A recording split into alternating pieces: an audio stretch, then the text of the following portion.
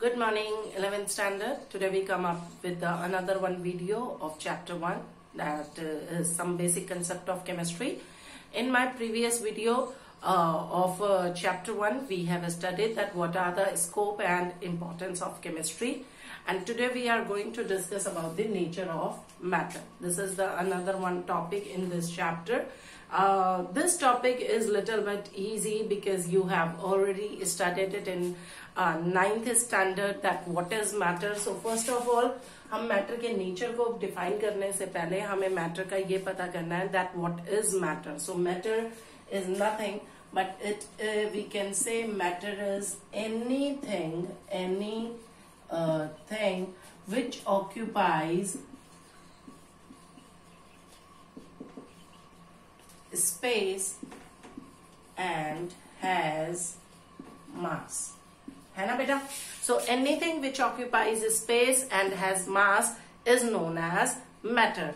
And generally we can further divide a matter into 3 states. Usually there are the 5 states of matter, that is solid state, liquid state, gaseous state, plasma, and Bose-Einstein condensate. But in your NCERT book, even of 11th standard, there are only the 3 states of matter is explained to you, and so we are going to discuss only these 3 states in detail.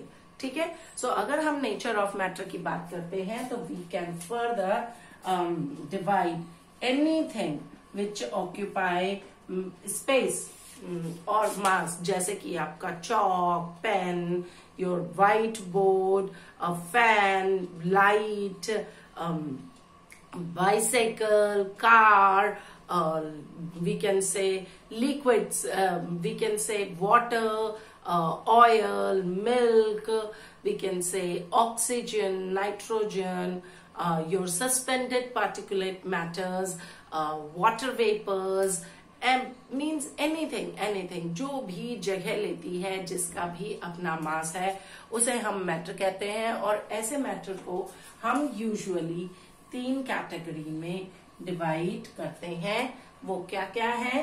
That is solid, then there is liquid and gaseous. ठीक है?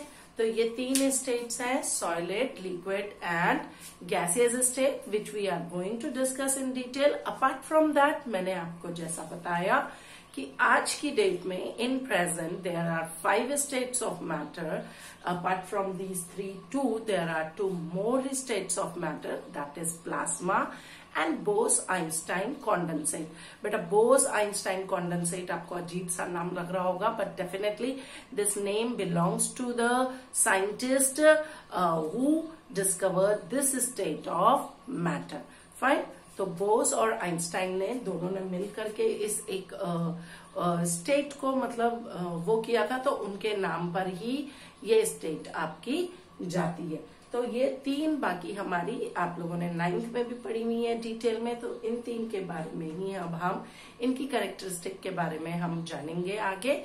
ठीक है? सो अगर मैं बात करती हूँ solid state की, तो सॉलिड स्टेट बच्चे जैसे कि हमने कहा that this state is having what? It is the state which is having definite volume and definite shapes. ठीक है?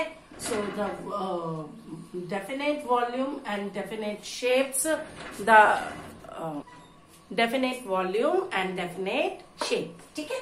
तो हम बात कर रहे हैं, अगर हम लिक्विड की बात करते हैं तो yes, liquid is having a definite volume, but it is not having a definite shape. इसकी shape जो है वो definite नहीं होती.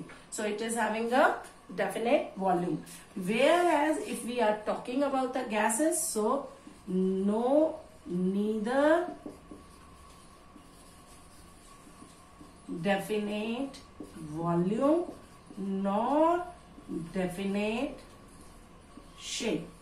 ये कहीं भी कोई भी शेप ले सकती हैं, गैसेस की ये टेंडेंसी होती है, ये कितना भी वॉल्यूम ऑक्यूपाई कर सकती है, उसको फिल कर सकती है। ये भी आपकी किसकी टेंडेंसी है, आपकी गैसियस की टेंडेंसी है। लिक्विड में बेटा जैसा मैंने बताया कि वो वॉल्यूम का उनका डेफिनेट होता है। जैसे हम कहेंगे 1 लीटर, तो 1 लीटर को अगर आप बकेट में डालोगे तो वो बकेट की शेप ले लेगा, अगर आप मग में डालोगे तो एक मग की शेप ले लेगा, एक बाउल में, बिग बाउल में डालोगे तो वो उस सॉसर की या उस बिग बाउल की शेप ले लेगा। So it depends, but that is characteristic of a liquid. Whereas if we are talking about the solid, so they have a perfect shape, they have a perfect size. इनकी अपनी, जैसे कि मैं chair बात करूं तो you just come up to the imagination कि हाँ चेयर ऐसी होगी। टेबल की बात करूं तो यस यू विल से एक बोर्ड होगा, उसके नीचे 4 लेग्स होंगी। सो इमीडिएटली हमारे दिमाग में आ जाता है। बट मैं कहूंगी 1 लीटर मिल्क, तो 1 लीटर मिल्क में आप इमेजिन करोगे हाँ कि मैंने पैकेट में लिया है 1 लीटर मिल्क, और मैंने बाउल में लिया है, और मैंने किसी कंटेनर में लिया है। So that depends upon. और अगर मैं बात करती हूँ गैसेस की, तो obviously it will the shapes you can not imagine. आप एक बलून की शेप ले लोगे तो वो that is the shape of a balloon, but not the gas which field inside that balloon. Okay, so that is over there. These are the first, this one is the first liquid, first characteristics we can say, and the main one characteristics, and then apart from that we can say that these 3 states of matter, ठीक है, these 3 states of matter, they are interconvertible to each other also. So in that we can say that solid can be converted into the liquid, or liquid can be converted into the gases. So interconvertible states of matter होती हैं ये हमारी सारी की सारी, that solid can be converted into liquid, liquid can be converted into gas, or gas can be converted into liquid, or liquid can be converted into solid. Even it is also possible that solid can be directly converted into gaseous, or gas can be directly converted into the solid. So these are the interconvertible states by changing, कैसे कर सकते हैं? So obviously आप सबको पता होगा, by changing the conditions of temperature and pressure. If we heat up the solid, अगर हम इसको हीट करते हैं तो हमें solid से क्या मिल जाएगा? Liquid मिल जाएगा. If we heat the liquid, then it will convert it into the gaseous. If we cool down the gas, then cool करेंगे तो then we will irreversible, we will get liquid, and if we cool the liquid, then we will get the solid. So these states are interconvertible, and we can say that on heating a solid can be directly changes to a liquid, or liquid on further heating changes into the gaseous. Similarly, if we lower down the temperature, or if we cool the gas, then we will get the liquid, or on liquid cooling it liquefies to the liquid, and the liquid on further cooling it freezes to the solid. ठीक है? For example, you can take these states. One example, that is water is the best one example, that when water, ठीक है, water को आप अगर क्या करते हो, cool करते हो, तो it will convert it into ice.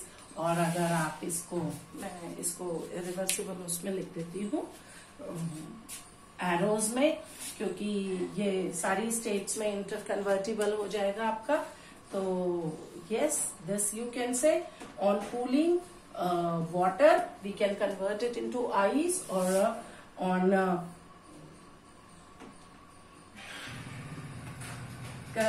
we can say on heating we can convert into the water into steam, whereas on cooling steam we can convert it into water, or on heating ice we can convert ice into water. यही होगा ना बेटा? तो ये देखिए cool heat में हमने क्या कर दिया, वाटर को कन्वर्ट कर दिया in these 3 states. So these 3 states of water are interconvertible, and from which we can say that the matter is states of matter are also interconvertible on changing the conditions of temperature and pressure. Pressure की बात हम कब करेंगे, जब हम gaseous की states लेंगे, ठीक है। तो गैसेस को अगर हाई प्रेशर में डाल देते हो और लो टेम्परेचर में कन्वर्ट कर देते हो तो they can easily converted into the liquids, ठीक है, तो वो लिक्विफाई कर जाती हैं। So that is the condition here. Then after that अब हम बात करने जा रहे हैं अपने नेक्स्ट टॉपिक की, and that is apart from that मैंने एक तो आपके वो छोड़े हैं, वी कैन से दैट